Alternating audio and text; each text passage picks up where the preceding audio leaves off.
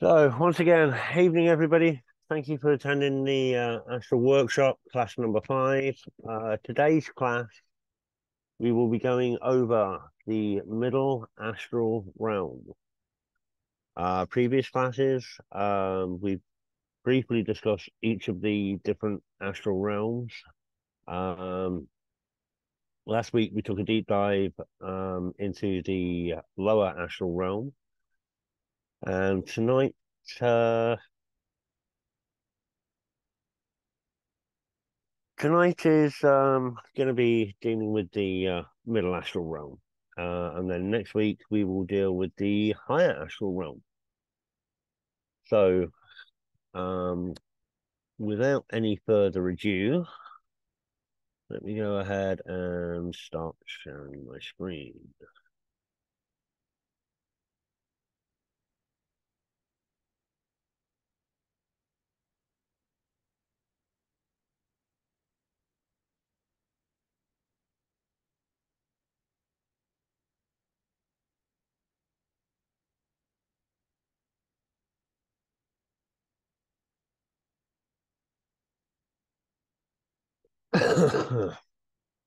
Okay, can everybody see that fine? Yes, can do. Superb. Alrighty. All right, so let's go ahead. We're going to jump straight in this week, because obviously there's quite a little bit to cover in this week's class. So, the middle astral realm, what exactly is it? Well, it's a realm that exists obviously beyond our physical realm.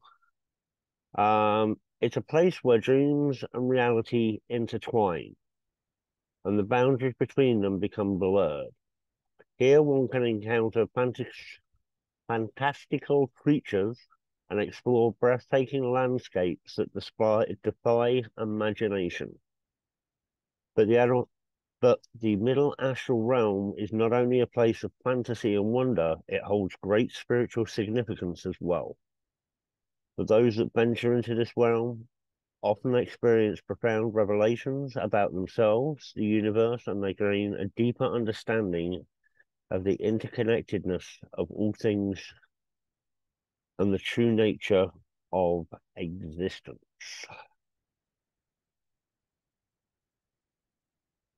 So, like in other classes, I'm going to cover the benefits. The benefits are slightly different with the middle astral realm, and there are a few characters I actually am going to talk about shortly, who you may or may not encounter.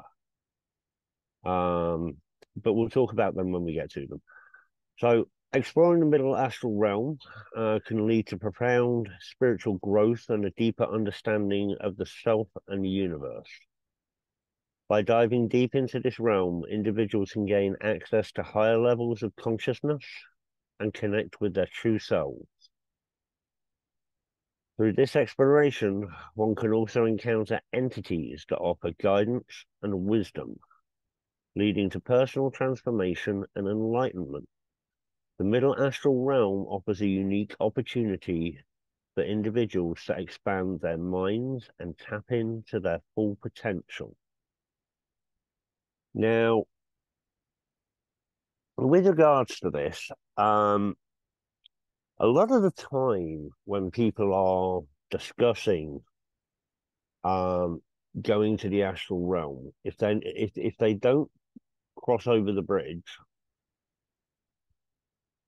and go to the astral world, for want of a better word, they typically will end up here in the middle realm.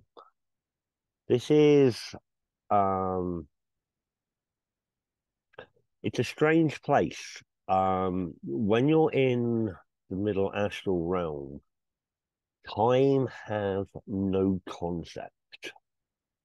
What could feel like 5 minutes could in fact be 3 hours. What seems like 3 hours could in fact be 2 seconds. Um, It's a very wibbly wobbly, strange place where lots of magical and interesting things happen. Um, and as I say, I'm going to discuss it in a little bit, but one of the pitfalls is this lack of time and space. It's there, but it's not there. So, what are the characteristics of the middle astral realm? Well, balanced energies. The middle astral plane is associated with a balance of energies. It is neither a dense and materialistic as the physical world, nor as the astral and the spiritual as the higher realm. This balance allows for a diverse range of experiences. As you'll find out later on, pretty much anything is possible in the middle astral realm. You're going to see a varied landscape. Astral travelers in the middle astral realm may encounter a wide variety of landscapes. These can include places that resemble earthly environments, such as forests or cities and natural landscapes. However, these environments often have a dreamlike or surreal quality. So it's the appeal of the dream that we're looking at here. Entities and beings. The middle astral realm is known for hosting a diverse population of entities and beings. These can include deceased loved ones, spirit guides, angels, and other astral travelers. It is a realm where communication and interaction with these entities are more common.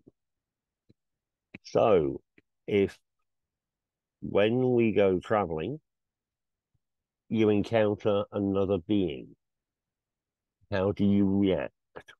Well, first and foremost is you go with your gut. If it feels good, be good. Always be polite and always be civilized. Um, Guidance and learning. Many individuals report receiving guidance, teachings, or insight to the in the middle astral realm. Spirit guides and advanced beings may provide wisdom and lessons related to personal growth, life challenges, and spiritual development.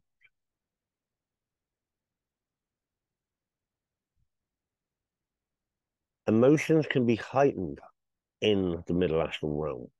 Individuals may experience intense emotional states, including joy, love, even unresolved emotions or fears.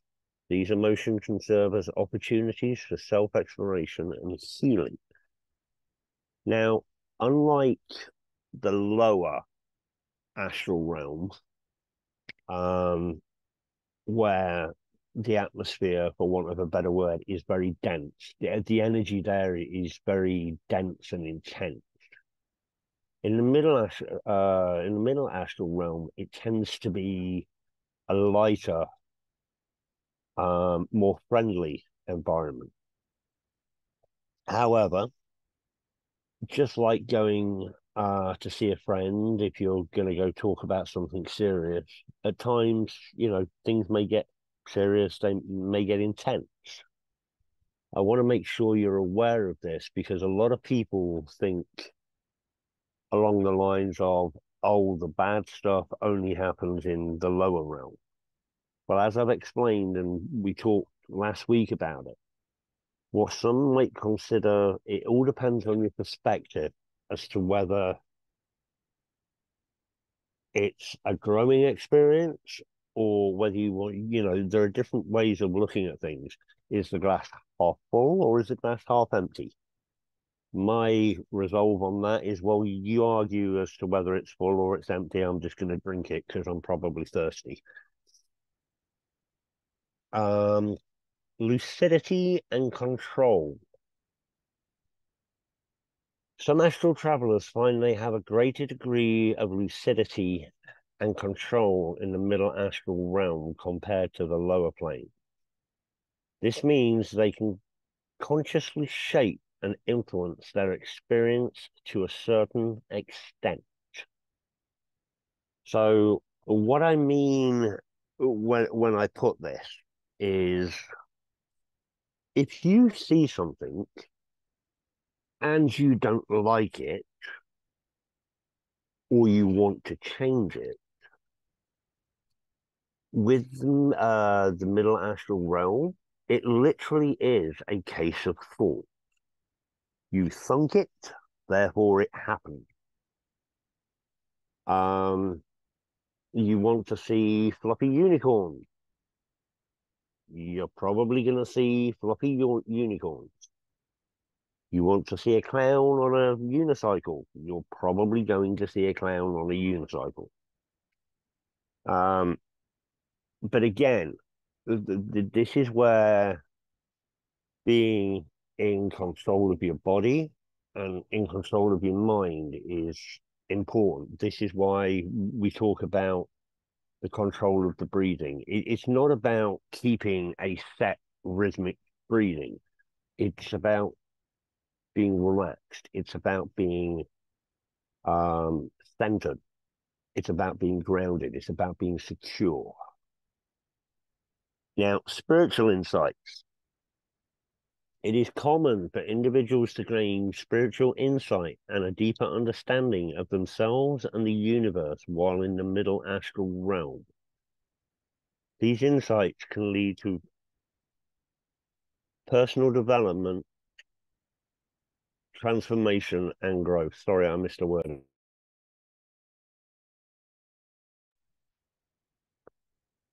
Sorry, I missed a word out there. Okay. So that, as they say, is well. Now, as I've mentioned, the middle astral realm, scenery in the middle astral realm. Now, I took this description that I'm about to give you from my last trip to the middle astral realm. So what I'm describing here is what I started out with. Now, I got to emphasize this.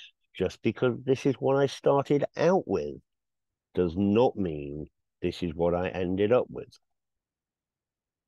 So, as you deep dive into the middle astral realm, you'll be greeted by an otherworldly landscape that seems to defy all earthly laws of physics. The sky is a mix of vibrant purples, pinks, and blues, the stars twinkling in the distance like tiny diamonds. The ground beneath your feet is made up of shimmering crystals that reflect the light from above, casting a rainbow of colors all around. As you explore further, you'll come across towering mountains that seem to reach up to the sky, the peaks capped with snow that glitters in the light. Waterfalls cascade down the side of these mountains, their spray creating rainbows that dance in the air.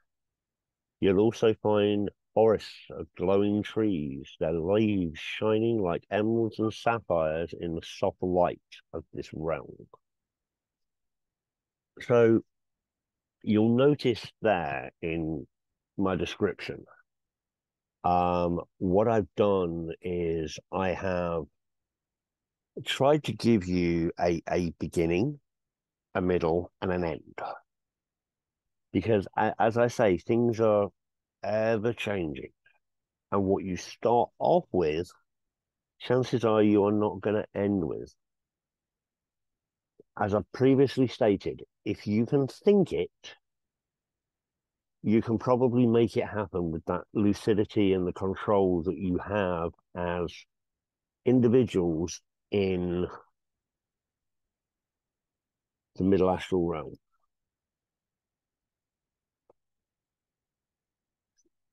So if you remember, I talked about entities and things that you might see, feel, hear. The middle astral realm is home to a variety of entities, each with their own unique characteristics and significance. Some entities may appear as guides, offering wisdom and guidance in one's spiritual journey. Others may manifest as obstacles, challenging the individuals to overcome their fears and limitations. It's important to approach these entities with respect and an open mind. Each encounter can provide valuable insight and lessons for personal growth. By embracing the unknown and facing one's fears, individuals can unlock new levels of understanding and connections with the universe. Now, I know that kind of has a negative connotation, especially when it talks about some things manifesting as obstacles. Now, what this might be, and I'm just going to use this one specific example. If you have a fear of heights, and that fear of heights is stopping you from achieving something, if it's almost holding you back, you might find that in the scenery, you may walk down a cavern, or you may be walking down a valley, and you may be talking to a guide, or you may be talking to another astral traveler, and you might find that all of a sudden there's a large wall in front of you, and the only way over the wall is up a ladder. Well, you have two choices. You can stand there at the bottom of the wall, you can turn around and walk away, or you can climb the ladder. Now, there's nothing to say that once you start to climb that ladder, instead of it being 150 feet high, won't turn around and be a 2-foot step stool. Maybe your guide is trying to tell you something, but kind of like in the lower astral realm where symbology plays a part, it does also in the middle astral realm. But with the middle astral realm, because there is that fluidity, that lucidity, things will often appear and you won't quite understand why, but don't see it as a direct challenge. See it as an opportunity to grow. Now, the middle astral realm, there are two characters that you may or may not come across tonight. If you are a regular visitor to the middle astral realm, chances are you're probably going to bump into one of these two people. So one of the most famous explorers in the middle astral realm is known as the Wanderer. This enigmatic figure has traveled extensively throughout the realm, mapping out its many landscapes and encountering wide variety of entities. The Wanderer's writings and sketches have inspired countless others to embark on their own journey in the middle astral realm. Now, when it talks about his writings and sketches, a lot of the time, and I've encountered the Wanderer as both male, female, an animal. As bizarre as that sounds, they once appeared to me as a deer, and on the back of the deer there were like satchels that sat either side, and he was talking to me just like I'm talking to you. And he asked me to get a book out of one of his satchels, and then he sat there and he explained it. Now, as I say, things are very symbolic throughout the astral realm. but what you're looking at and what he's telling you about, that may be important to you, or it may be a point of focus for you. It may be a specific lesson, or it may be a bit of knowledge. Often when I've encountered the Wanderer, it's been a sharing of knowledge, me not fully understanding something and bumping into them and them sharing the knowledge, saying, would you like to listen to a tale? And then literally them going through a tale. And I can take a lesson from that. Sometimes it's direct knowledge that's being passed to me. But again, you may or may not encounter the Wanderer. I would hope that you do, but I can't guarantee it. But the more you practice the kind of things that we're going to be doing today, the more chance you have of bumping into the Wanderer. Now, another notable explorer is the Dreamweaver.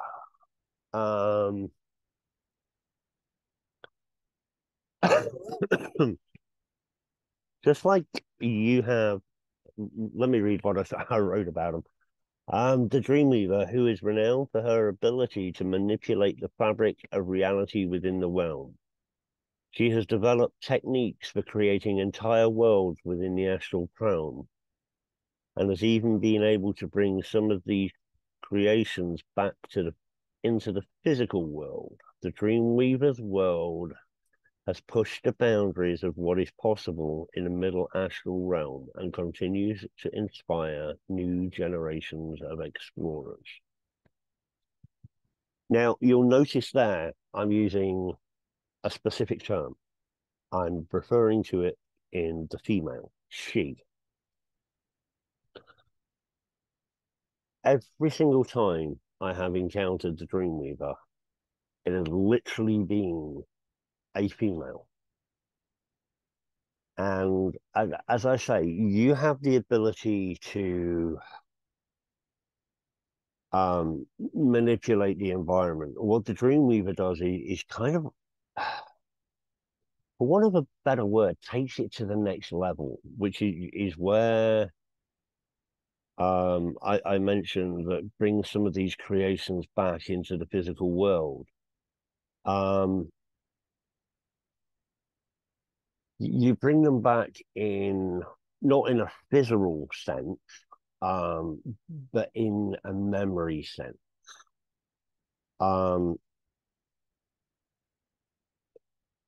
It's inspired drawings. It's inspired way back when I used to do calligraphy. It inspired a silly poem that I wrote. But that was because the Dreamweaver was trying to show me something, and I didn't realize the message until actually years after I'd written the poem. And I couldn't find it, and I could only remember a part of it. But the part that I remember the most about the poem played a significant impact in my life. So there is a chance that you could bump into either the Wanderer or the Dreamweaver. So, how do we take a deep dive into the middle astral realm? Before embarking on a deep dive into the middle astral realm, it's important to prepare both mentally and physically. Find a quiet and comfortable space where you won't be disturbed. Set your intentions for the journey. It can be helpful to meditate before to clear your mind and focus your energy. Now, when you encounter different entities in the middle astral realm, it is important to approach them with respect and an open mind. Remember that these entities are not necessarily good or bad, but simply exist as part of the realm. If you encounter something that you feel to be negative, using that bubble, using your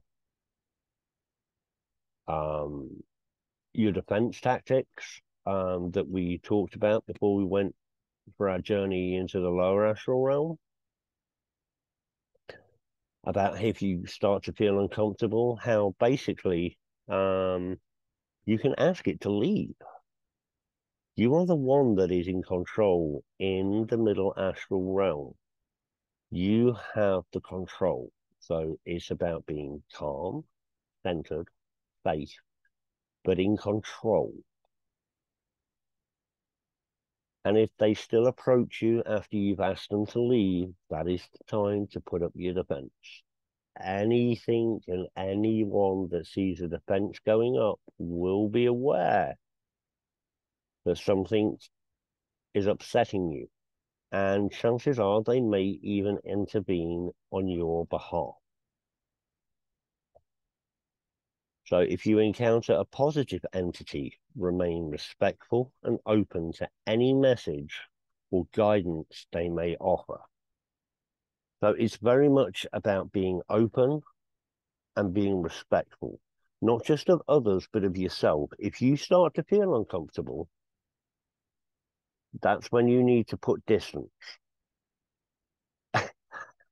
And I use that term really, really carefully.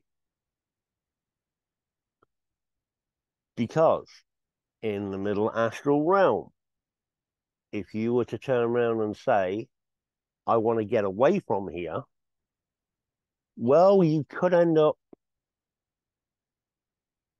what might feel like you've traveled 5,000 miles in the matter of a second. Because if you remember me talking about, time doesn't really play an issue in the middle astral realm. Time is kind of irrelevant, to be honest. So, before we go on to the next stage, I'm going to take that off. I'm going to have a look at everybody that's here in the class and say, anybody got any questions so far?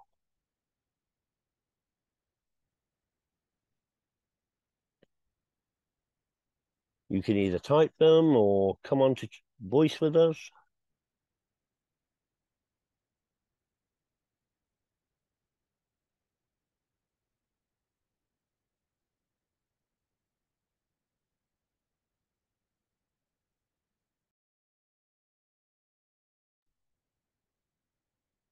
Is my mic actually working?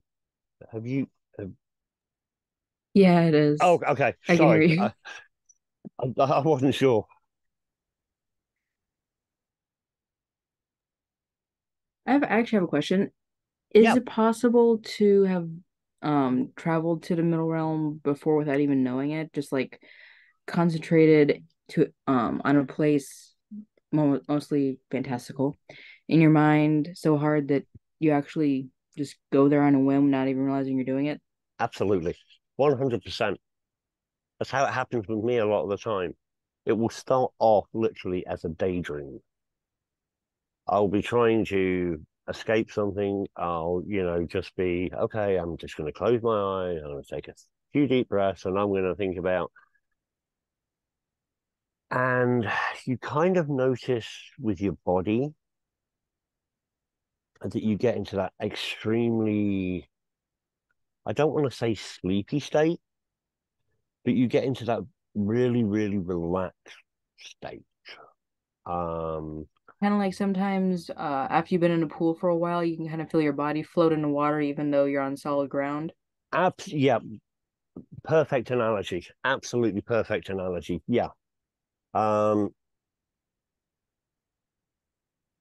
the more you practice meditating and trying to project, okay, um, the easier that establishment of, okay, I know this feeling. It becomes very familiar to you, and you'll become very aware of it. Like if you can remember way back to the very first lesson when we were talking about out of body experience versus lucid dreaming, versus a meditative journey.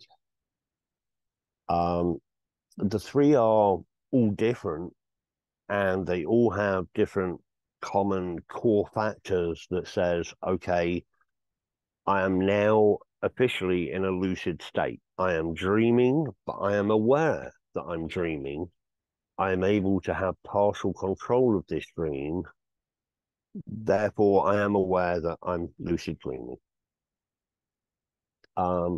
Likewise, I mean, my favorite way to get to astral is through meditation. I found it to be the easiest. I found it to be the safest, and I found it to be the quickest. And sometimes that daydream state of, oh, I wish I was walking through a castle.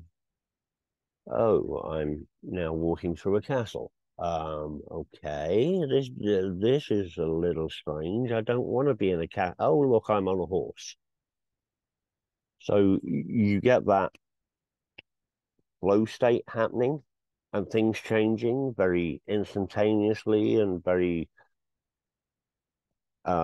visually changing. Yeah, you can absolutely be in the middle astral realm and not realize that you've been there.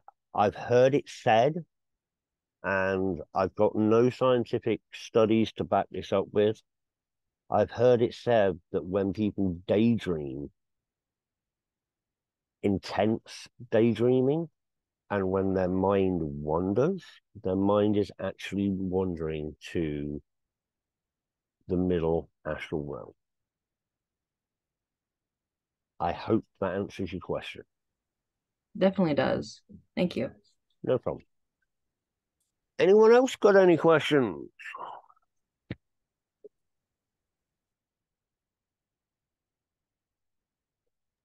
Before we start, can I have a 5-minute break? Absolutely, Andrea. I was going to Thank you. suggest everybody go grab a little bit of water. We're going to do the same thing as what we did last week, where we set the intention. Although we're going to do it differently this week. So again, if you've got a pencil, a pen, a piece of paper, you'll only need one this week. And something to write on. So if you want to go grab that for a few minutes, and then we'll take it from there. And in the meantime, if anybody has any questions. Yes, Paul. Yeah. I was just curious, where do I find the videos that are posted of the other classes? They are actually in the astral projection classroom. There's a big post with the three classes. The first three classes we have the videos up for as well. Okay. We have slides for the previous 4 lessons. We're just waiting on the video for last week's lesson. But so those are going to be in like the astral chat thing? Yes, yeah. Okay. Absolutely. That's where they'll be posted. They may eventually end up on the divination website. But that's being discussed currently. Because I kind of wanted this to be an in-house thing. Yeah. Okay, I was just curious because I was with the meditation last week. I know I wandered off in my before we made the trip back, and I'm thinking like, all right, what did I miss? No, that's no problem at all. And the reason I try to make them immersive, these meditations, is I find that, especially for those that may not have the experience,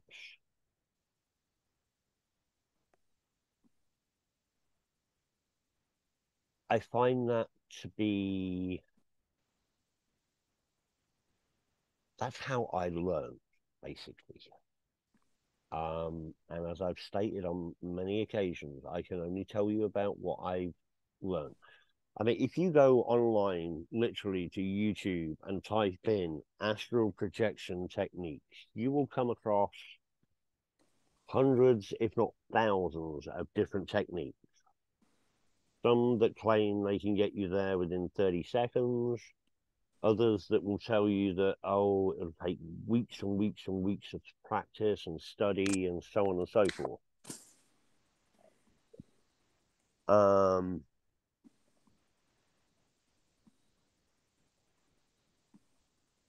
I find the guided meditation route very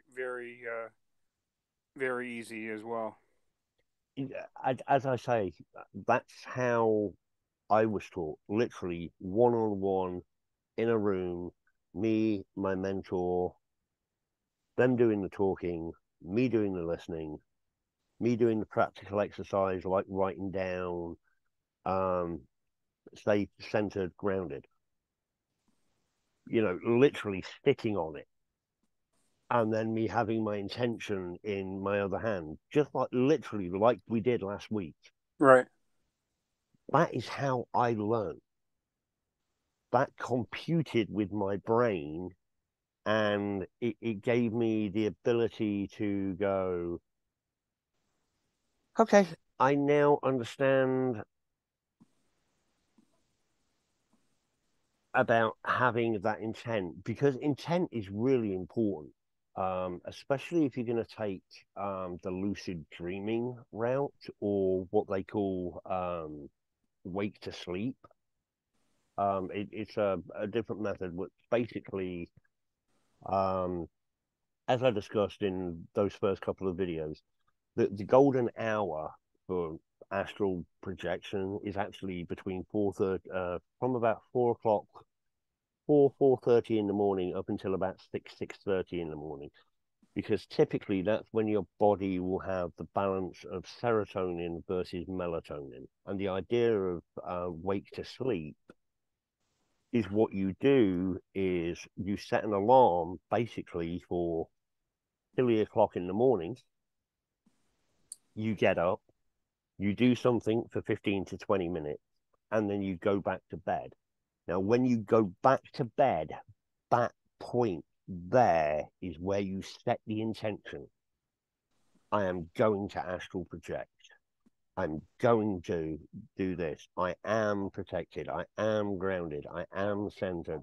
I am protected. This is what I want from the experience. And that intention of what do I want is what you focus on as you relax again. And as you feel yourself getting more and more sleepy, that is when you concentrate harder and literally in your head start repeating that intent. Because what you're doing in effect is you're allowing your body to relax and go to sleep, but you're keeping your mind awake, which is why they call it sleep to wake. It's just one of the many techniques that are out there. I mean, you'll find everything from the all legendary silver cord, but you imagine a silver cord, you pull yourself up by the silver cord, you have to be aware of your silver cord, and please don't ever cut your silver cord, because then you'll be lost for eternity. Blah, blah, blah, blah, blah.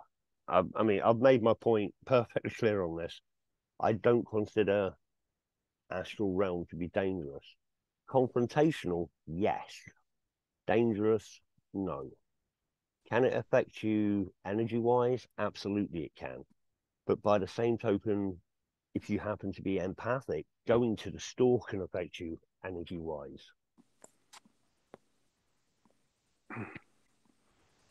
Yeah, very cool. All right, Andrea's back. So I'm just going to, I need to run to the other room real quick to grab a water. I will be right back. In the meantime, chat amongst yourselves. And as I say, I will be back in just a few minutes. I'm sorry. I know it's unprofessional. I should have had my drink, but I've actually run out of drink, so I need to go get some more.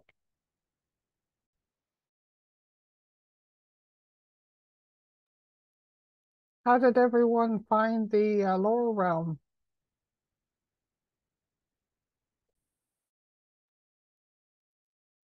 I liked it. I thought it was rather intriguing and calm.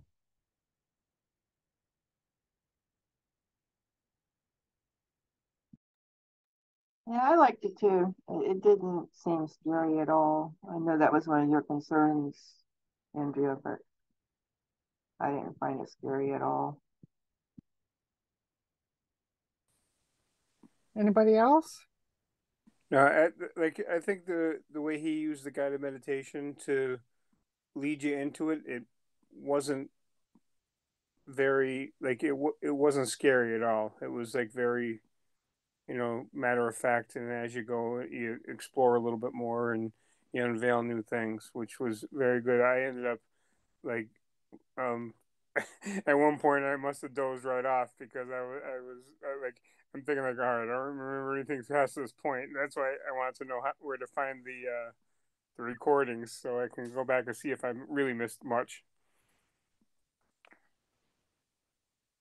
That's good. Thank you very much. And basically, what it is the realms are,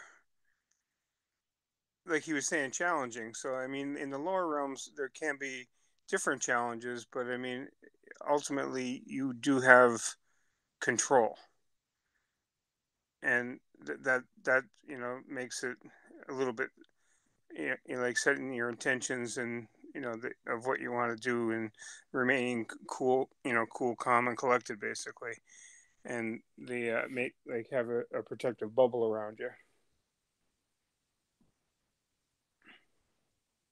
I'm looking forward to this journey.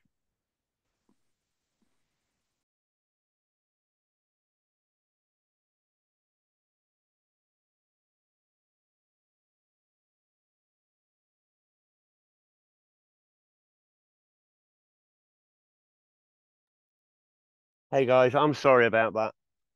I heard, I think I heard talk of last week's meditation and the lower astral realm.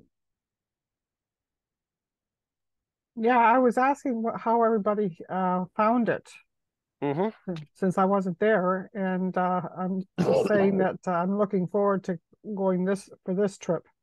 Okay, yeah, just out of interest, and I should have asked this actually last week.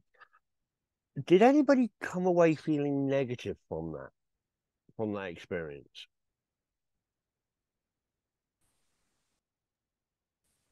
I didn't. No, no. Not at all. Okay, good, good. As I say, it can be a place of ooh, it can be a place of a deep emotion and deep feeling. Um, but so long as nobody came away from it negative, that's good. So, all right, what I'm going to do is I'm going to start my screen share again because after the meditation, I still have a few more slides. Um, excuse me.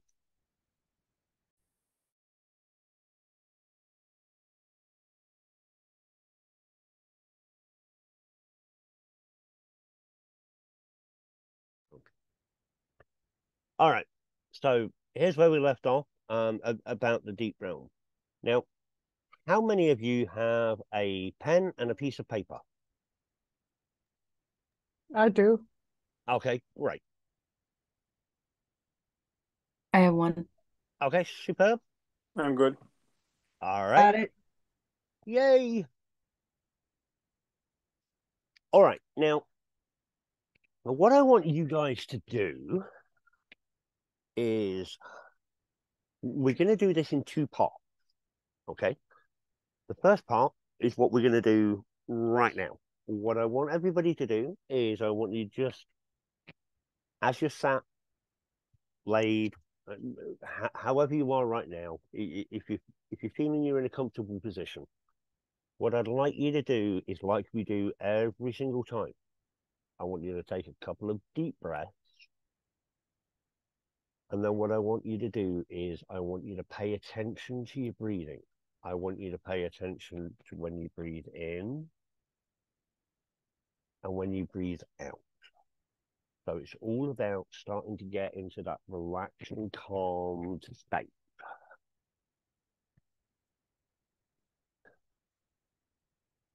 Just breathe in and breathe out as you normally would. No need to do anything special. Not about box breathing or anything like that. It's literally about becoming aware of your own breath.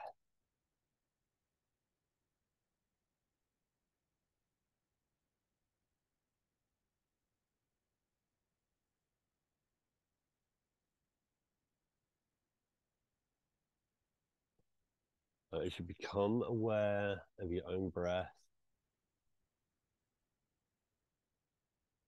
I want you to try to become more and more relaxed.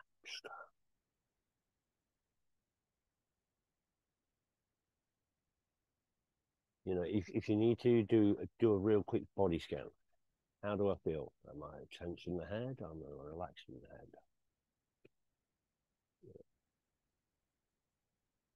You need to give your limbs a little bit of a shake. Go ahead and do that. If you need to shake your hands, your arms, your neck, your head, go ahead and do that. What we're trying to do here, as I say, is we're trying to calm our body's equilibrium down.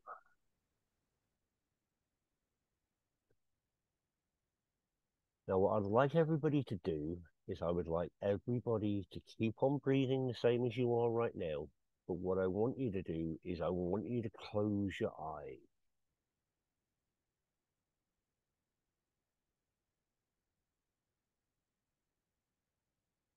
And as you close your eyes, I want you to allow any kind of colors or images that you see.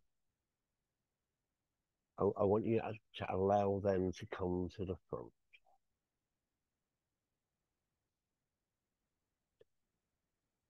Any shapes or figures or anything like that that you see, just allow them to flow. Let's get into that flow state. Now, what I want you to do is I want you to imagine a key, but an old-fashioned type key with the big fancy detail where you would turn it and the long shaft and then the square bit at the bottom. I want you to imagine a key. It can be any color you want. It can be any style you want. But I want you to take a picture of that key.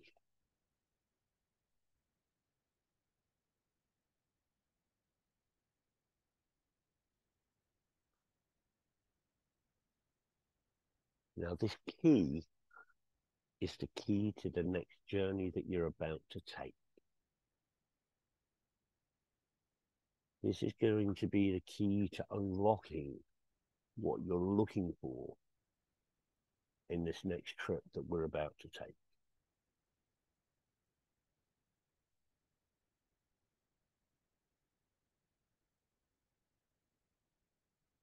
I want you to visualize the key as best you can. The color, the feel. Then what I want you to do is I want you to take a couple more deep breaths. I want you to open your eyes. And then I want you to draw on your piece of paper your magical key. Now take a couple of minutes, just relax. But go ahead and draw your magical key, your key of intent. I want you to go ahead and I want you to draw that out on a piece of paper.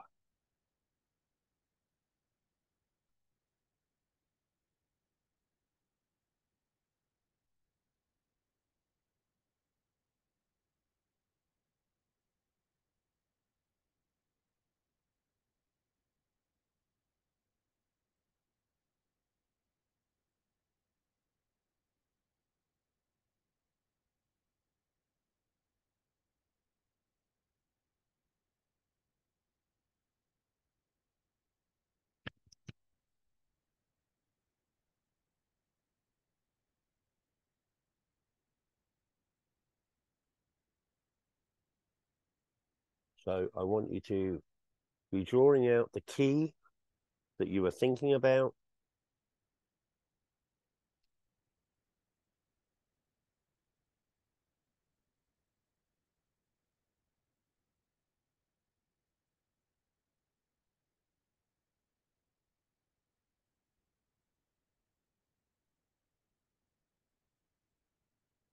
And then, once you've done that, what I want you to do is I want you to decide which hand you're going to put it in. Are you going to put it in your left hand, or are you going to put it in your right hand? That choice is entirely yours.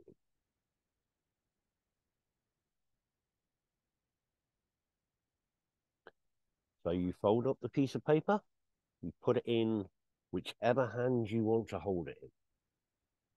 Which hand does it feel like it should go in?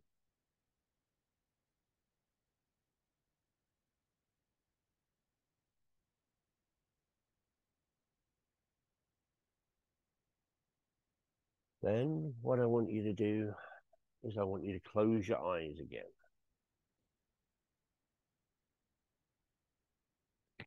I want you to keep a focus on your breathing. As you breathe in and out. In and out.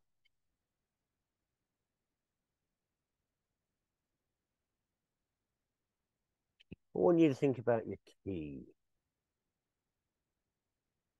What kind of lock do you think that key would unlock? Would it unlock a chest? Would it unlock a door?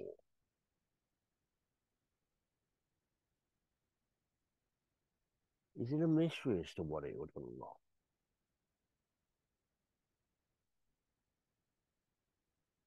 Focusing on your breathing. Focusing on your key.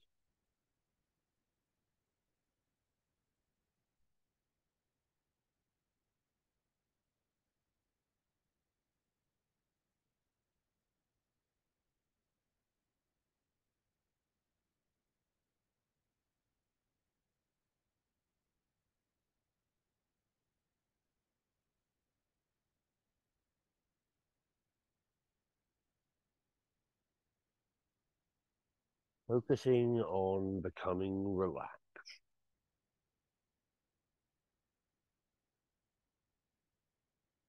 And as you feel yourself becoming relaxed, you're going to become very aware. You're going to become aware of a city street.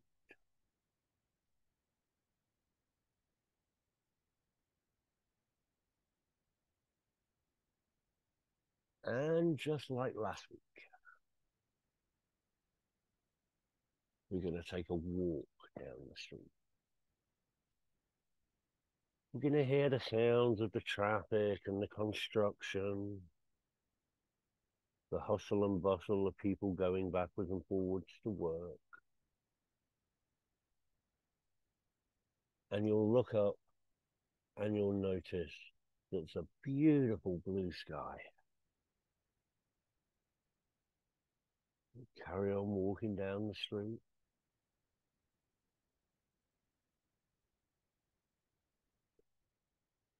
And as you're walking down the street,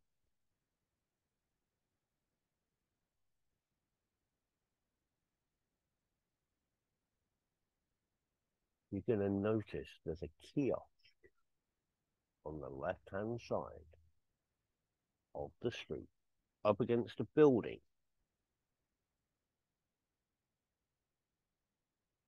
And you're going to notice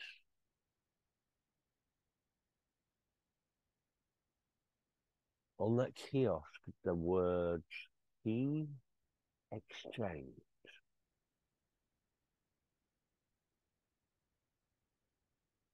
So as you walk closer and closer towards the key exchange,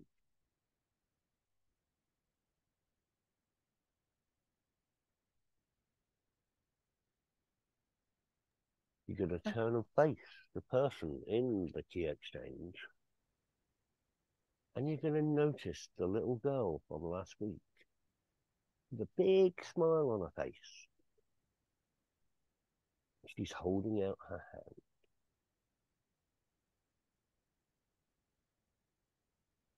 Could you talk a little bit louder, Paul, please?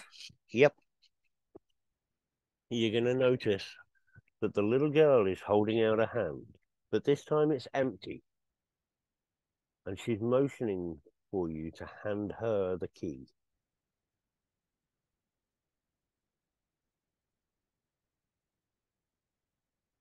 Now it's up to you here.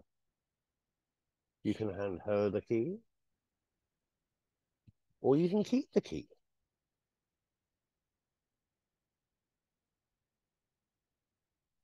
Again, concentrating on your breathing,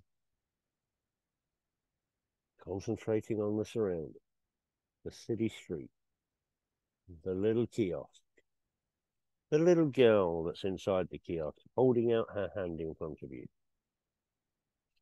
Are you going to hand her the key, or are you not going to hand her the key?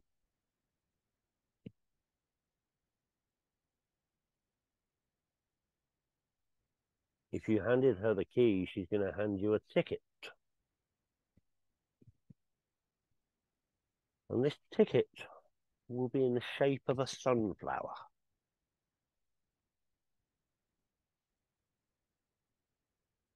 If you didn't hand her the key, she's going to hand you a ticket anyway. But your ticket will be in the shape of a rose.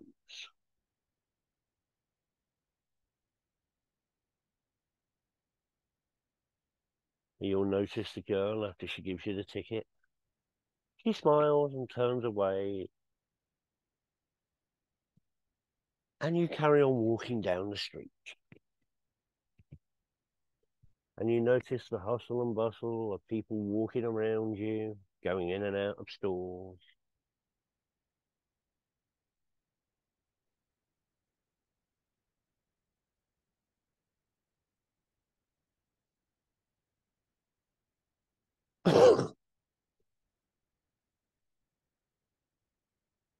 And you'll notice as you get further and further down the street, you see a parkway appearing in front of you. It's got a really big hedge, and it has two gates. One has a sunflower, and the other one has a rose.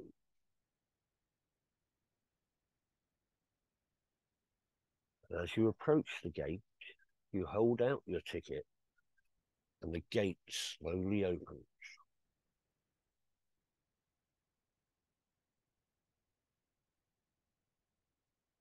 You walk through the gate, and you can hear the gate closing behind you.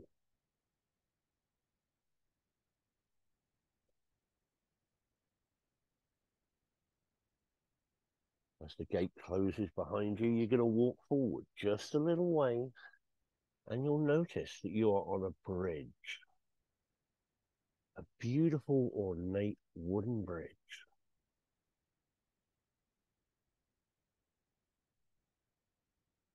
And you'll notice on the left and right of you, there are big waterfalls. And you can feel the mist as it blows against your face.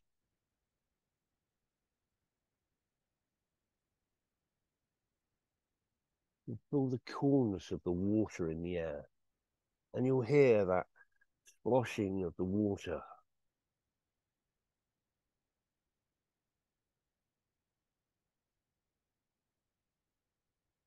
But you'll notice the mist that appears, although it's rainbowy and dazzling and beautiful, kind of blocks your way. You can't see what's ahead. And what I want you to do is I want you to go forward, and I want you to walk. And I want you to remember your key that you drew, that you either gave or you didn't give. that you got a ticket as a sunflower or you got a ticket as a rose. And I want you to go into the mist and I want you to take a few minutes and I want you to just explore the world around you. And if you don't like something, change it.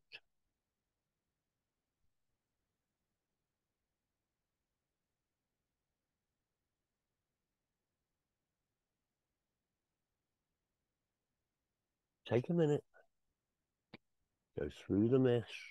As you go through the mist, you'll feel the breeze on your face and on your body. And you'll go through to the other side. And I want you to spend just a few minutes wandering around, enjoying yourself, seeing what that middle astral realm has for you.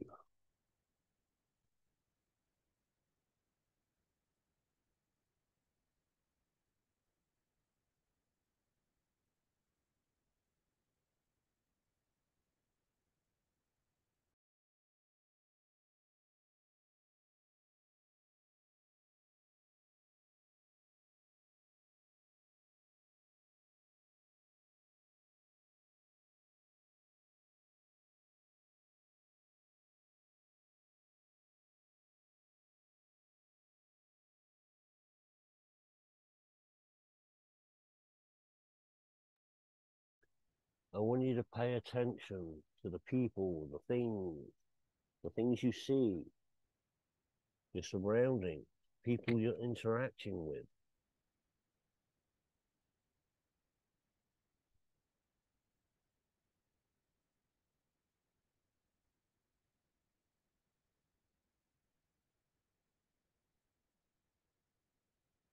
What do you think you could change?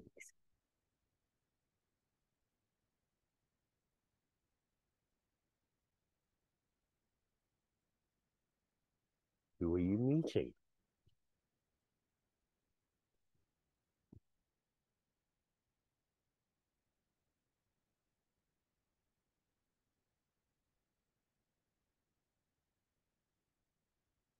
Are the people that want to talk to you? Are there animals that want to talk to you? Are there entities that want to talk to you?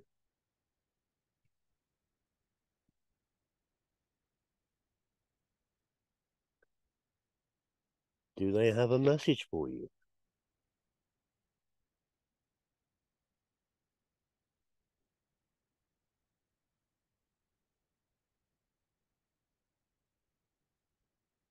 Do they want to show you something?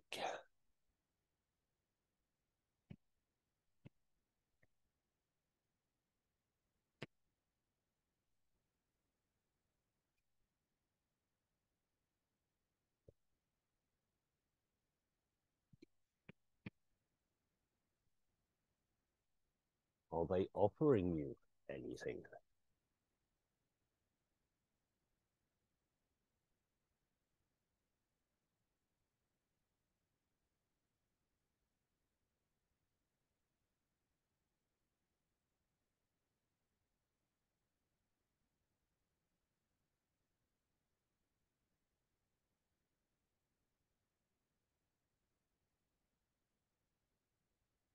How's the weather?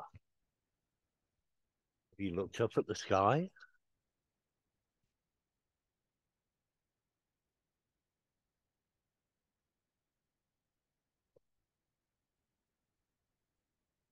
How are the surroundings?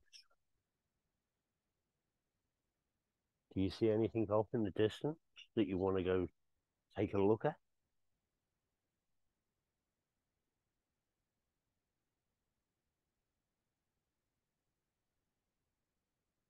Remember, in this realm, distance is no object to you. If you think it, it will happen.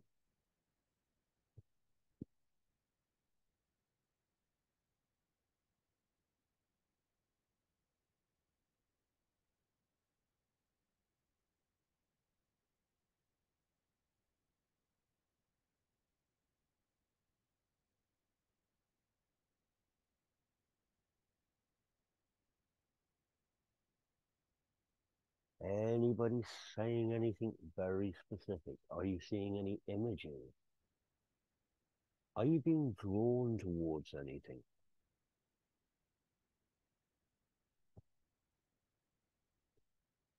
Maybe something on the right, maybe something on the left.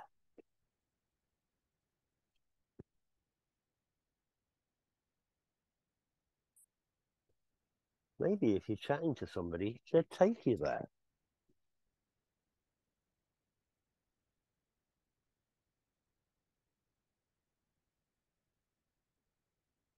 Let your mind flow freely.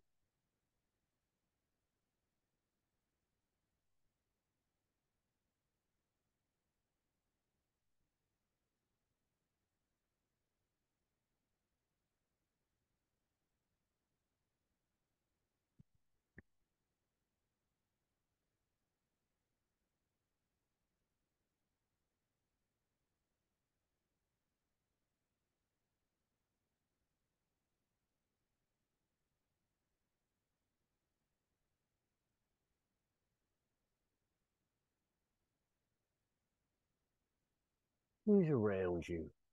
What are you seeing?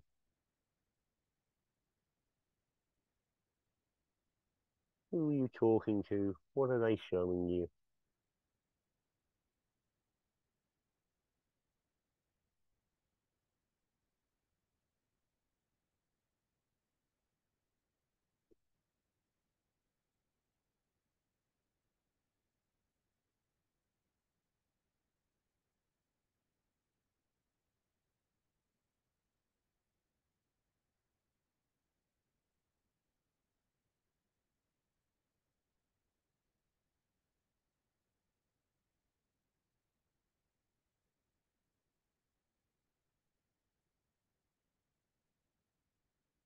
How's the ground beneath your feet? Or are you flying?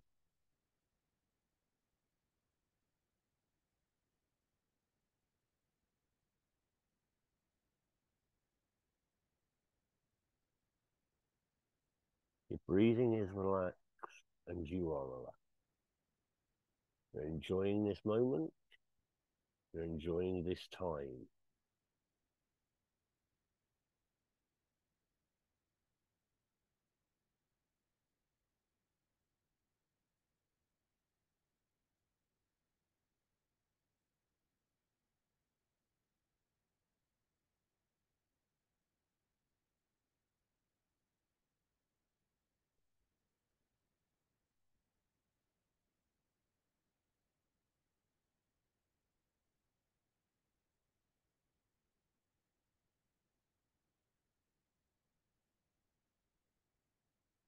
You're enjoying the time discovering, looking around, interacting with the world, the environment, the people, the beings, the entities.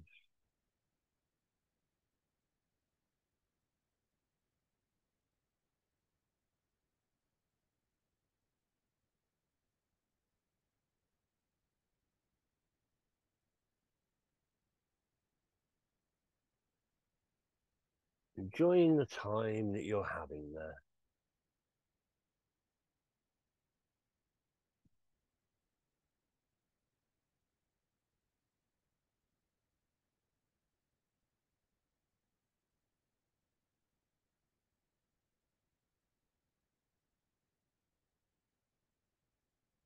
But talking of time, you may have noticed that sound. A sound that sounds like a clicking top.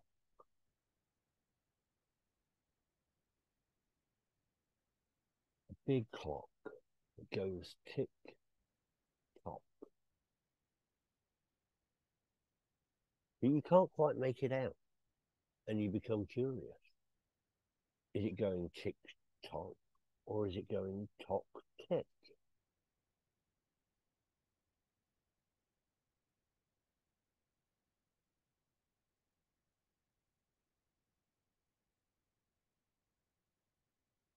Is it going tick tock, or is it going tock tick?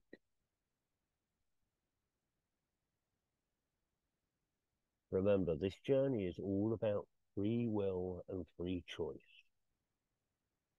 You decide.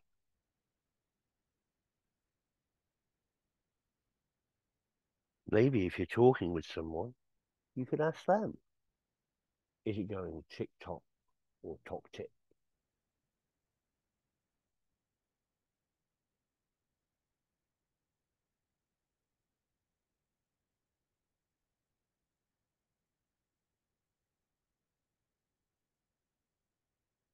What I'd like everybody to do is I'd like everybody to take a few deep breaths.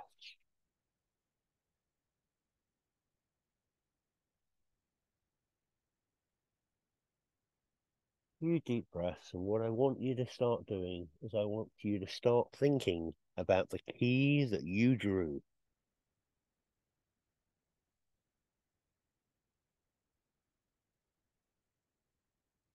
The image of the key that you drew.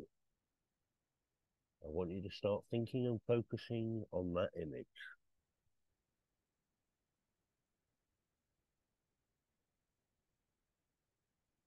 And the more you think about that image, the more you're going to feel the breeze.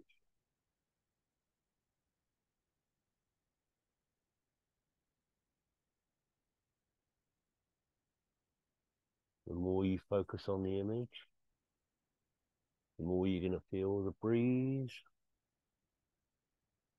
as you slowly start to travel back towards the mist.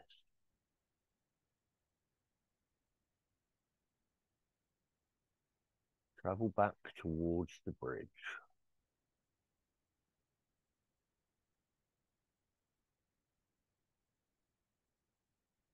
Take a few more breaths and slowly walk through the mist.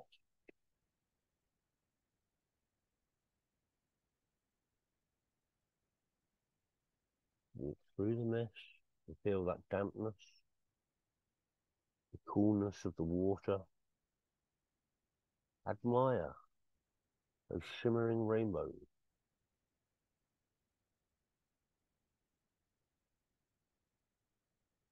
As you walk back towards the gate,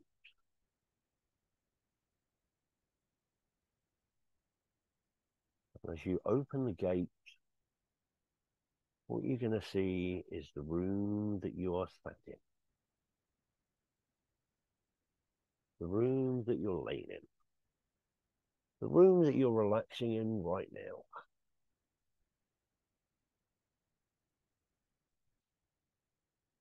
And what you're going to do is you're going to return to where you were when we started this journey.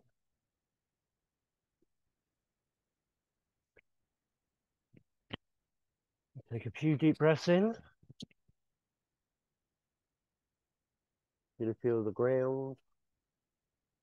You're going to feel the furniture around you. And I slowly want you to open your eyes. Everybody open their eyes.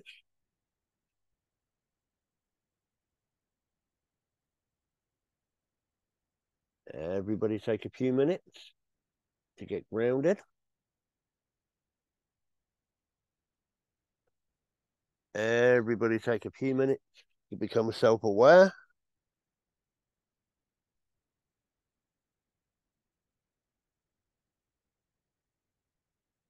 Take a couple more breaths.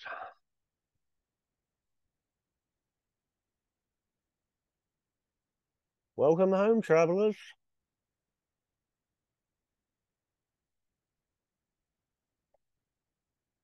So I need a quick indication on the chat or on the voice. Everybody back with us, okay? I'm here, but I didn't want to leave. Okay.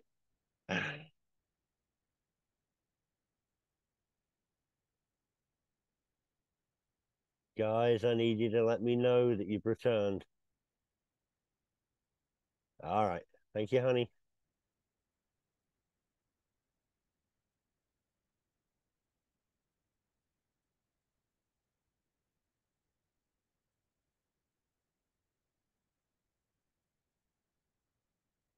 Superb. Glad you're back, Michelle. Tom, how about you? You back with us?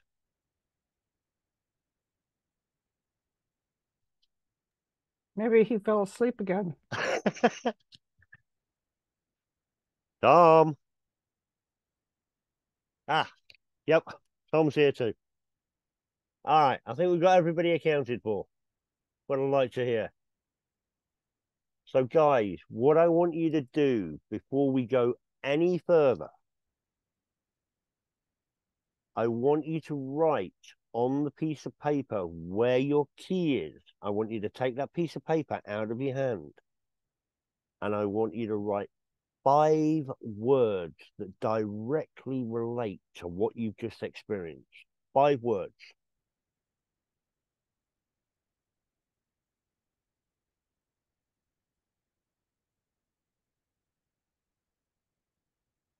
They can be any 5 words you want, but let's have 5 words about that experience that you've just gone through.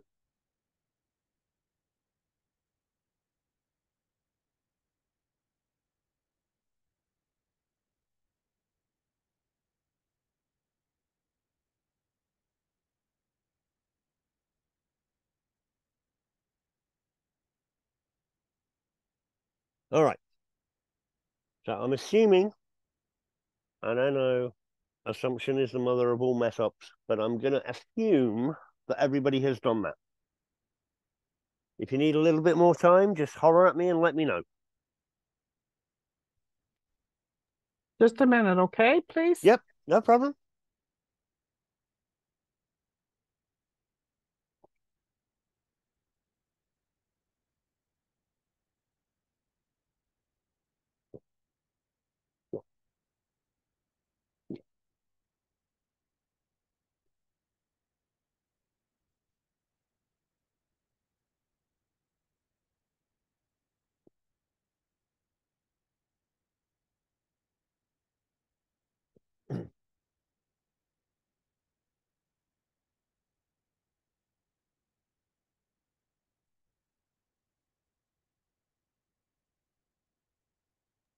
I'm okay now.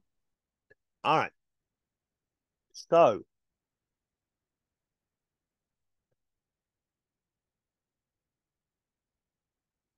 let me ask a couple of questions.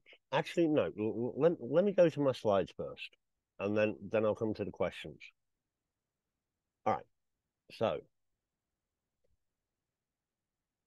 if you want to do further research, some of these I've already covered in the resource, but I will get a full list of websites, podcasts, YouTube videos, books. I'll get that put together over the next few days, and I'll hopefully have that up for you in the group chat by, I'm going to say Wednesday, because that gives me 3 days to work on it, because it's quite comprehensive. But for those of us that are interested in delving deeper into the middle astral realm, multitude of resources. There's a book called The Journey to the Middle Astral Realm by Aidan Stone. How you read the book is entirely up to you. But it is a good resource, and it does focus specifically on the Middle Astral Realm. And that's by Aidan Stone, and it's called Journey to the Middle Astral Realm. There's another place I can recommend. It's a website, and it's called astralprojection.com. I will go ahead and put that into the chat. In fact, I'll go ahead and put the website up first.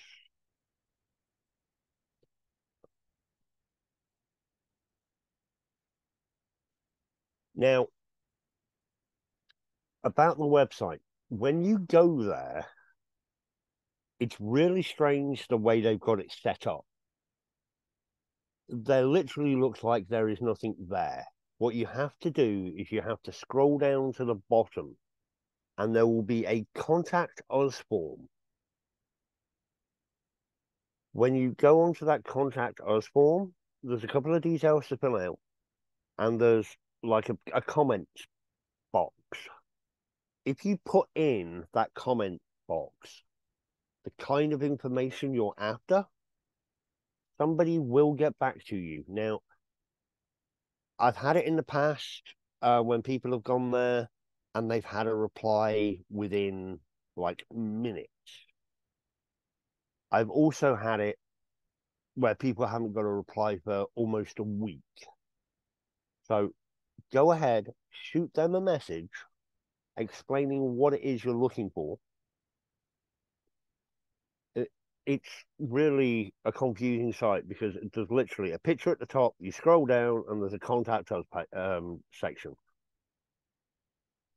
If you get in touch with them and ask them for resources, you will be inundated with resources. So that is definitely one for you. And I will get the book posted in there as well, which is Journey to...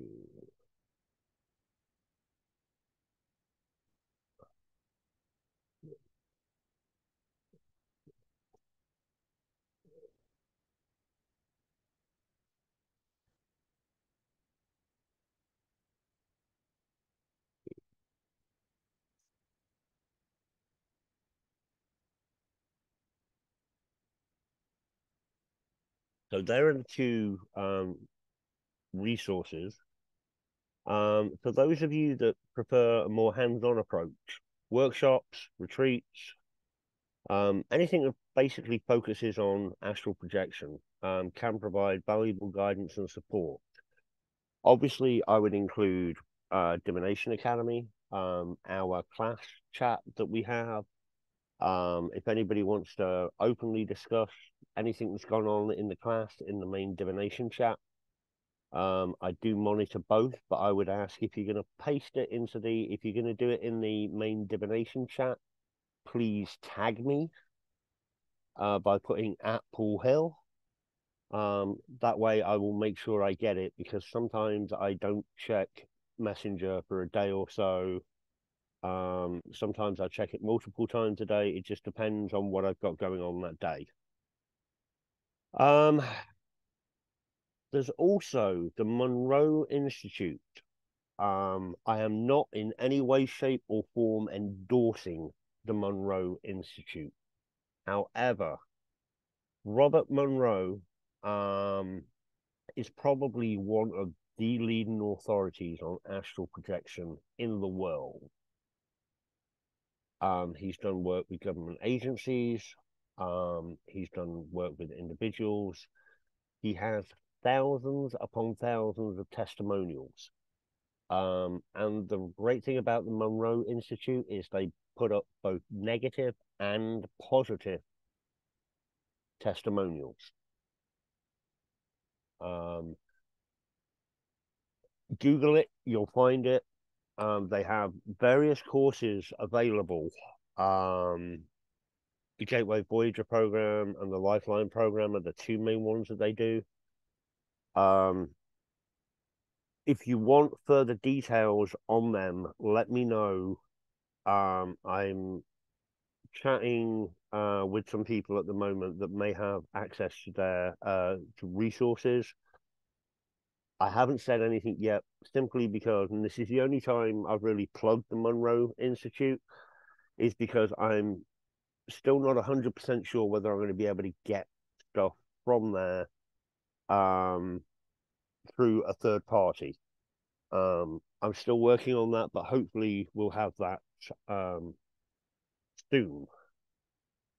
Another notable organization, the International Academy on Concise and Out-of-Body Experience, the Academy of Consciousness, and also the Out-of-Body Experience Research Foundation.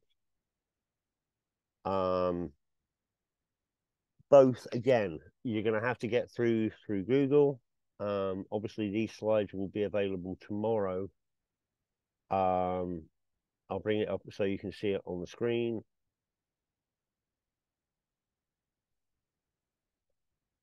Down there at the bottom, the International Academy of Consciousness and the Out of Body Experience Research Foundation, both of which are,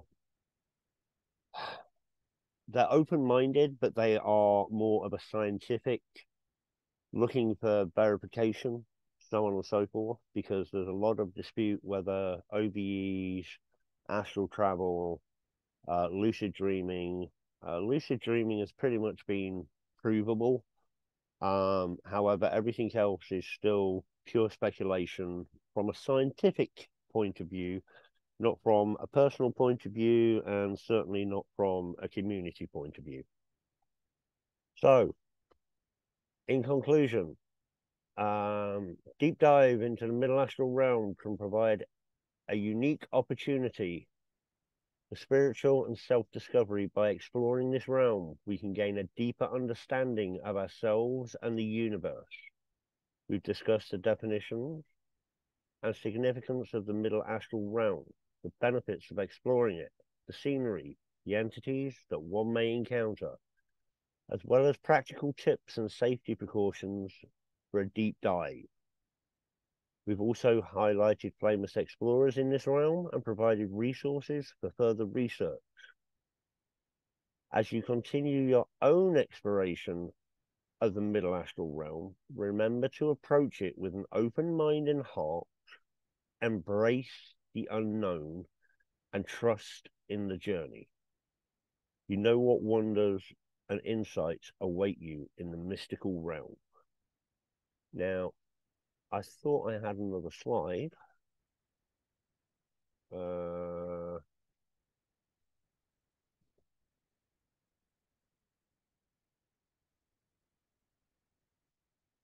Damn it, I forgot to. Okay, so a couple of you made a comment. Let me go ahead and stop sharing.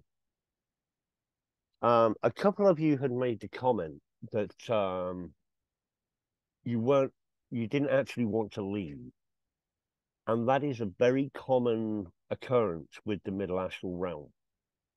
Because it is such a fantastical place, a place of mystery, a place of wonder, but also one that you have a lot of control over. In fact, I would say it's the realm that you have the most control in. It is really important that if you do this on your own, in your own time, and try to get back, because at the end of the day, you're still going to have your key that you've written out, that you've drawn. You're still going to have your 5 keywords that were relevant to that. Now, you can use that and develop your own meditation to get back there, which is what I want you to try to do on your own before the next class. I want you to try to go back using your key and the 5 words that you wrote down. But what I want you to do when you do this, I want you to set a physical alarm for 30 minutes.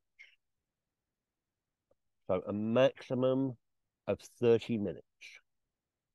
When you hear that alarm, that is your cue to return to where you are.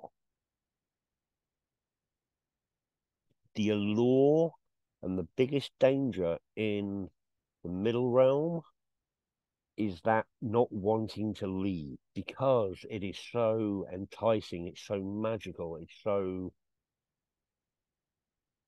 you have so much control, and time is not relevant there, space is not relevant. I don't know whether anybody experienced it, but scenery can change in a flash, and then it can change again and again and again and again. So you can have all these enticing, alluring things, but like we discussed in last week's class, keeping a ground, keeping a balance between the here and the now and the astral realm, that is the biggest thing you have to remember. We are here, we are now, we are present. So your homework for next week is to attempt to get back to the middle astral realm on your own. Now, would anybody like to discuss what they experienced, their 5 words? Would anybody like to discuss their experience, whether they put it in the left hand, they had the key in the right hand, whether they handed over the key, whether they kept the key? Anybody want to discuss that? I just had a question on the homework. Yeah. Are we to go back to where we were, or to leave it open and see where we can go next? Absolutely. Leave it open and see where you go next. Okay. That's the best thing about the middle astral realm. If you think it can happen. If you want to go back in time, it can happen. If you can think it, you can project it.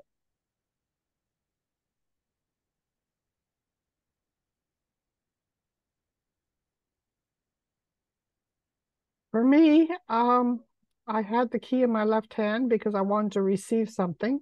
Okay. And I did keep it because I didn't want to lose it. I entered the magical way of getting to where I was going, and that was a huge castle. And then there was somebody, a, I guess you call him a jack. He was there to in the cards, and he was there to guide me towards the castle. And there was all flowers around it and roses, and of course I had the rose in my ticket. And I entered the castle, and there I saw what I wanted to see, with the king and queen. And there was a huge table of food on the right-hand side. And on the left-hand side was a number of presents for me. And the clock was ticking, tick-tock, tick-tock. And I come out of there, and I was very, like I said, I didn't want to leave. And the 5 words I came up with was love, happiness, beauty, hunger because of food, Yep. and peace. Okay. Good. Overall, Andrea, would you say that was a good experience for you? Absolutely. Good. Because my birthday's coming around the corner, and I figure that's where I seen all these presents for me. There you go. Yeah. So maybe, because as I say, time is irrelevant, maybe you are having a glimpse into the future. That'd be Maybe nice. you were also glimpsing into the past and remembering something from the past. Yeah. It is a very, very nice experience. Good. I'm glad you enjoyed it. Thank Thank you you. for sharing as well. No, I wasn't scared at all whatsoever. Good. I'm just glad of the wonderful instruction that you gave for this projection. Thank you, Andrea. That means a lot. It really does. I go through a lot of self-doubt when I do these classes, which is why I always ask you guys for feedback, because it's only from feedback from you folks that are here that I'm able to change, adapt, improve, so on and so forth. So I'm learning here as well as you guys. So it's just I get my feedback from you guys. So with that in mind, anybody else want to discuss what they went through today? I'll go. Okay, go for it. Um, first I want to say I agree with Andrew. Your meditations are very good. They're very well worded, and it's helpful, like I said in the chat, for when your mind wanders to kind of get you back into the right headspace. And you give enough detail that it puts you into the scenario, but not overwhelming detail to where you're dictating everything we see. So it's really nice. Thank you. Um, so once I kind of went in with a little bit of a agenda. Ever since I was 14, I've made this world in my head as my happy place, and I've expanded on and written stories in it. And I haven't been there for a long time just because of life. And that's where I went. Um, like I have this giant house, mansion like, and if anyone here is an anime nerd, in Hidden Leaf Village from the show Naruto. It's like stuffed out into the woods, forest with trees all around, just like in a clearing. It's kind of and I call it Gothic style. It has like big windows, like basically any horror show that you see in a giant mansion, basically that is the outside of it. Okay. I was really excited to get there. Um, Everything came in a lot clearer than I used to. There I felt like the picnic benches, I could feel the wood under my fingers. I went into the back uh yard of the house to like stables. I was hoping to see uh Griffin, who's a literal griffin. And but instead I see another character there. Her name's Sugar. She's a horse who talks and can turn into a human. So, Okay. um I didn't really get any information from them, but in a way I kind of did because as I talked to them, I was like happy to see them because I haven't thought about them for I don't know how long. And they're all worried, like, "Are you okay? I seen you yesterday." So it kind of gave me the comfort to know that even though I'm not actively thinking on it, the characters in my story itself hasn't just withered away, that the characters are still there. They're still in me and growing. Like another character I wanted to see was off at college that I didn't know about because she reached that age and yada yada. So it was really comforting to me to know that it's still there. Good. Would you Oh, like to share your 5 words, or is that mhm. something private to you? Oh no, it's okay. I put my story, world, people, home. Okay. Good. Thank you for sharing, honey. I truly do appreciate it. Thank you. And you've made me want to go watch Naruto? Naruto? Naruto. Okay. Yep. Yep. It's actually a pretty cool anime in my opinion. But I suggest you'll start in the middle of it, but Naruto Shippuden is a bit better than the first Naruto. Okay. Duly noted. Okay. All right. Anybody else want to share with us? Oh,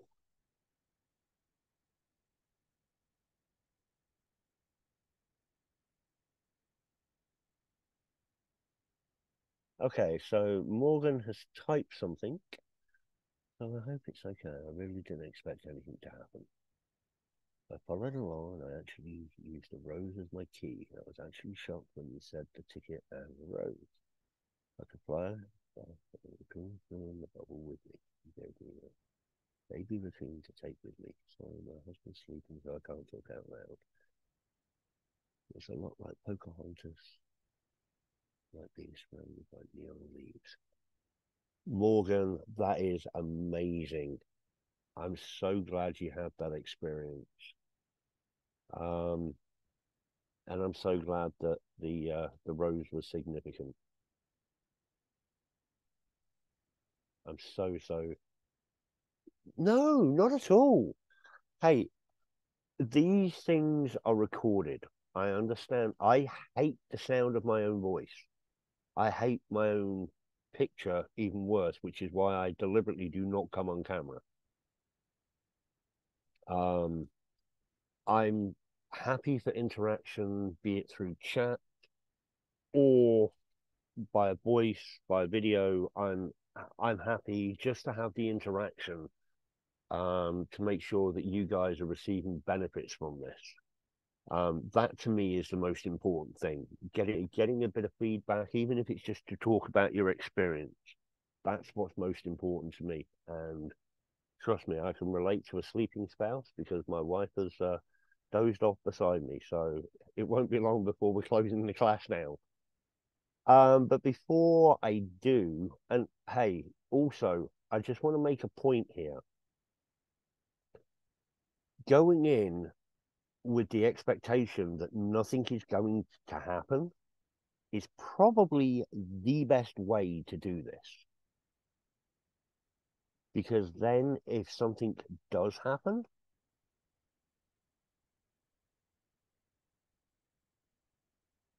it will impact you more. And especially if you're receiving some kind of message or some kind of support, it's more important. It becomes more personal. And that's why I give a couple of opportunities for people to share, but I'm not going to call on individuals and say, okay, tell me about what happened. I don't do that.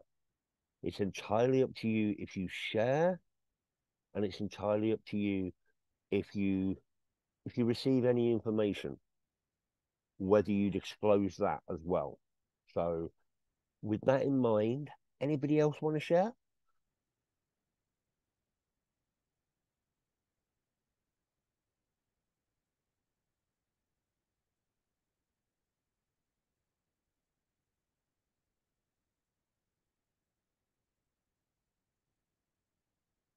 Okay, that's fine. So with this in mind, it's coming up to 11 o'clock. It's almost been a couple of hours. So I just want to take a moment, as I say, to thank you guys for trusting me and spending time with me tonight. I hope everybody had an enjoyable experience. If you want to reach out to me, publicly or privately, you all know how to do that. Give me 1 second, honey, and I'll be with you. If you want to reach out to me privately, that's perfectly fine. Or if you want to discuss things later on after you've had time to reflect on them, if you have any questions, I'm always available for you in chat. I try to check it at least once a day. Although obviously I have a life outside of Divination Academy, which takes priority over Divination Academy. So bear with me. I will get back to you. It may take me a few hours. It may even take me a day or so, but I will be in touch if you do want to reach out to me. Okay, honey, you had your hand raised. Yeah, sorry, I didn't want to interrupt, but I have a question. Mm-hmm. Is it bad that I went into this hoping to see something versus just letting things come? No, not at all. Not at all. The thing. Okay, can you remember? I believe it was you that actually asked the question. Is it possible to transport yourself into the astral realm without even knowing you're doing it? Mm-hmm. Yeah, that Now, was me. right. So, although you may not have had the intention of, oh, I'm going to astral project, I'm going to do some astral traveling, you thought you had an experience that you could relate to it. Now, the same way, people could have never, ever experienced anything like this. You know, that they may have dreams or that they remember, or maybe they even journal. Mm-hmm. But having either the reason I say it's better to go in there with a blank mind is if you have a set process that you're going through. I don't know whether you've noticed, but on the lower astral realm and on this realm, certain things were the same. You're going to interact with a girl. You're going to hear a clock. You're going to hear a clock that goes tick tock, or tock tick, tock tick. Certain things are always going to be recurring. The reason I do this is so that if, when you try this on your own, you're struggling to get there, you have key points. You have a city street. You have sight, sound, smells. You're using your senses. And for instance, you had described that when you went behind the house, you had a physical response to actually being able to feel a table. Mm-hmm.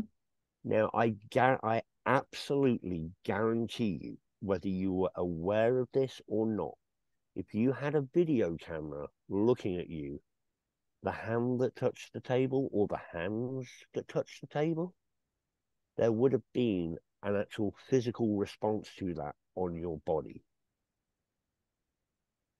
Cool. That is why I use what's called key indicators. Feeling the wind, feeling the moisture, seeing a rainbow, seeing the sky, hearing. What I'm doing is I'm trying to encompass as many of your senses as I can. Therefore, it becomes a more immersive experience for you. Now, I don't know, we briefly discussed in the very first lesson whether people have done this before. On that first lesson, we had, I think it was 22 people in the class, and now we're down to, what, 6 of us? 7, including myself.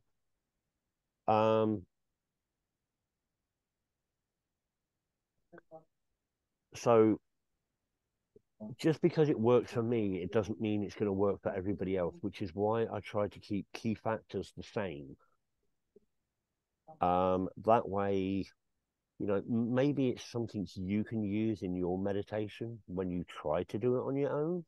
And you may have more success on your own as opposed to doing it in a group setting. I struggled when I was first being mentored on astral projection and astral travel.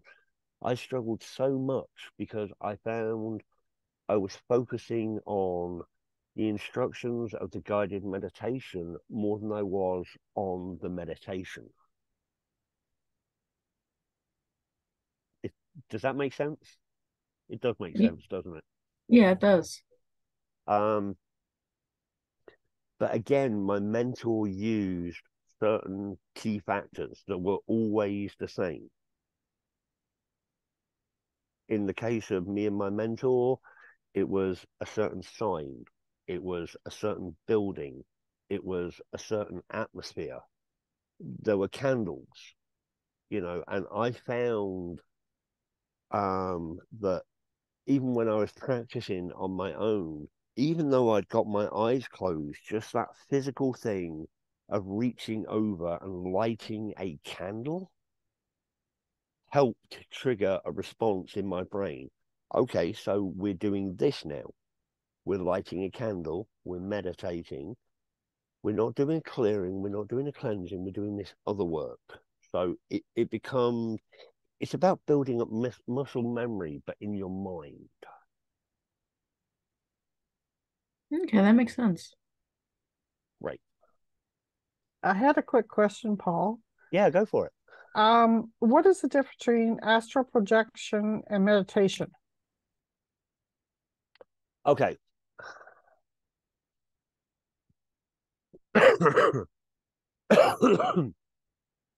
So, with a meditation, you are typically doing it to clear your mind.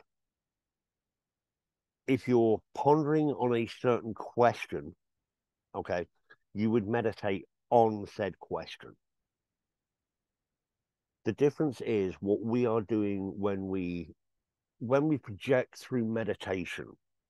Okay, because as I've said, there are various different ways to teach somebody how to astral project. For me to teach you how to lucid dream, that would be an 8-week course, minimum of 16 hours instruction, intensive, focusing just on that one specific thing. When you're doing it through meditation, because typically people within our community are used to meditating, it's an easier cue and it's an easier way for me to get you to expand. But in a way, is meditation a form of projection? Would be the question I would ask. When you meditate, are you, because you're in that meditative state, are you becoming more receptive to answers, to questions, to doing that soul searching, to trying to figure things out, even if it's just trying to calm yourself down? I would think so. Technically, there is no difference, but there is a difference. It's one of those what's something spiral. If Alex was here, she would be able to tell me the psychological term for it. Oh no, mine's gone. But basically, what you're doing is you're using one practice in order to be able to help with another. Just like, for instance, your choice. I didn't tell you which hand to put that in, but you decided to put it on your left side because you were looking to receive something. But by the same token, you could have put it in your right hand and projected that you were looking for answers. Same way of going about something, just a different process. See where I'm coming from? Yeah. And I think because I had it in my left hand, I wanted to receive something, so that's where I got the presents. Right. Hey, mate, I'm not the kind of person that's going to say, yes, because you had it in your left hand, that's why you were looking at the presents, knowing that there are gifts to come. They may not be physical gifts, they may be emotional gifts. That's something else to think about. It may not be physical, it could be emotional, or it could be spiritual. The fact that you went on this journey today and your homework is to practice going there again on your own without me to guide you through the meditation, is that a gift of a skill that you would develop? So there's more than one ways to look at symbology. You know, could it be a physical gift? Yeah, it could be. Could it be an emotional gift or a spiritual gift or any other kind of gift? Absolutely, it could be.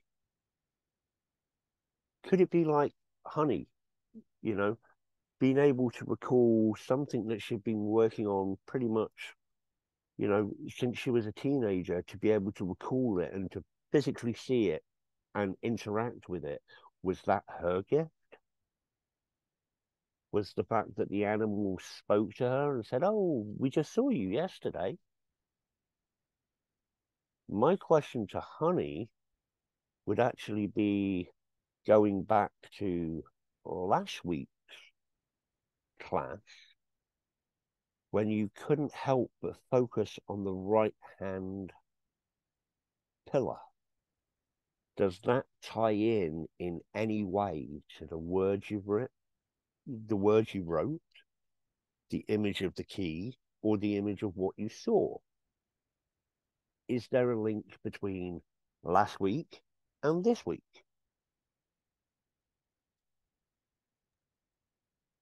Is it an actual question or rhetorical? Rhetorical. Okay. Rhetorical, but it's something for you to think about. Okay. All right. Any other questions before we wrap up? If I actually may add to what Andrew was saying about telling the difference between meditating and projecting. Mm-hmm. At least for me, a lot of times, like when I'm meditating, you can feel your body relax. Um, but you can still like you can feel the weight of your body. A lot of times when I project, like I kind of like lose the weight of my body. I don't even realize I'm doing it until I come out of the meditation. But I can still move and everything, but my body doesn't have the physical weight to it that it normally does. So that's a lot of times how I told the difference. Well, there you go, Andrea. An answer from another student. What could be better than that? All right, guys, I'm going to go ahead and stop the recording. Stop recording.